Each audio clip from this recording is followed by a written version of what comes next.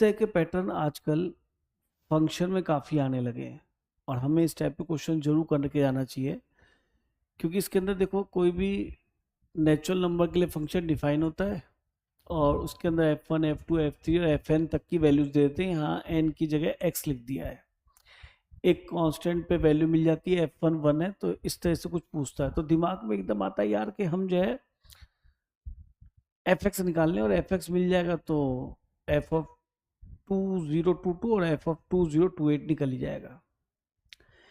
मेरा मानना इसमें ये थोड़ा सा फंक्शन को ध्यान से देखें। अगर ध्यान से देखेंगे तो कुछ पता पड़ेगा हमें। मैं आपसे पहले तो इसको फंक्शन को रीड करना सिखाता हूँ।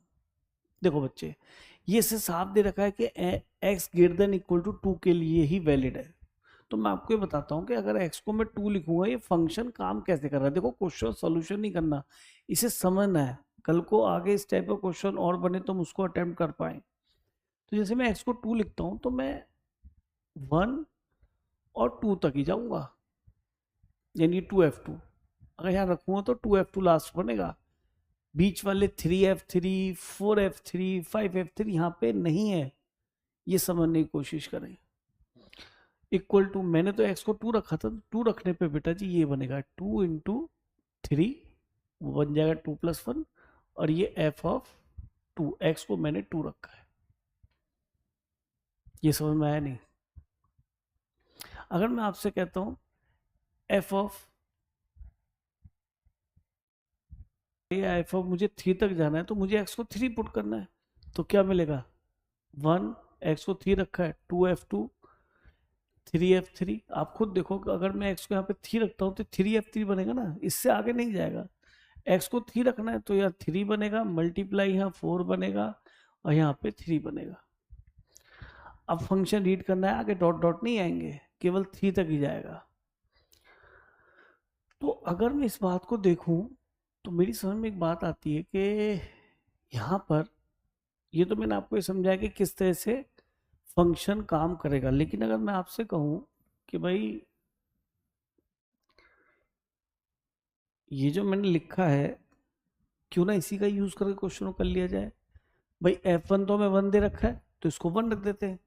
जैसे ही मैंने f1 को यहाँ पे 1 रखा तो ये बन गया 1 + 2f2 और ये बन जाए बेटा 6f2।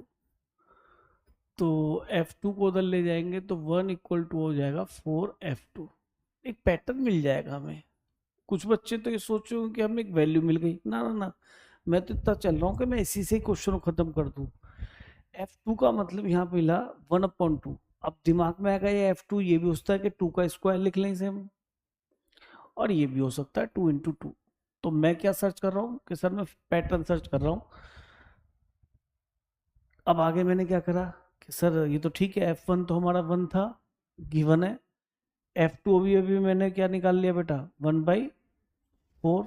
ठीक है जी, क्या पता f3 से कुछ मुझे आशा ऐसी हो जाए ये 12 हो गया और मैं आसानी से पैटर्न लिख पाऊँ। मेरी बात का मीनिंग समझना। ये हो गया 1/2, तो इन दोनों को मर्ज करेंगे तो बेटा ये हो गया 3/2।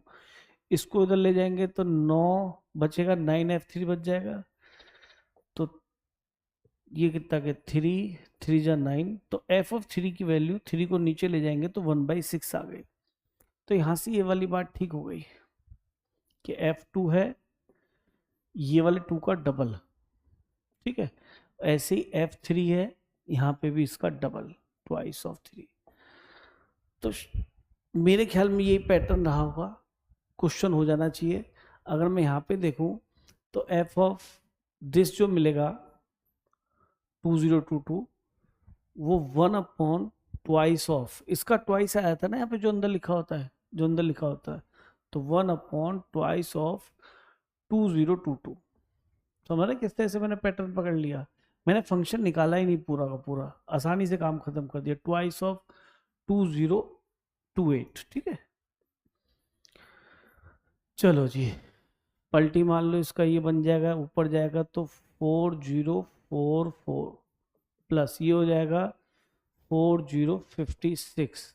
ऐड करते हैं 6 और 4 10 है ना, कैरी 1 और ये 10 कैरी 1 8।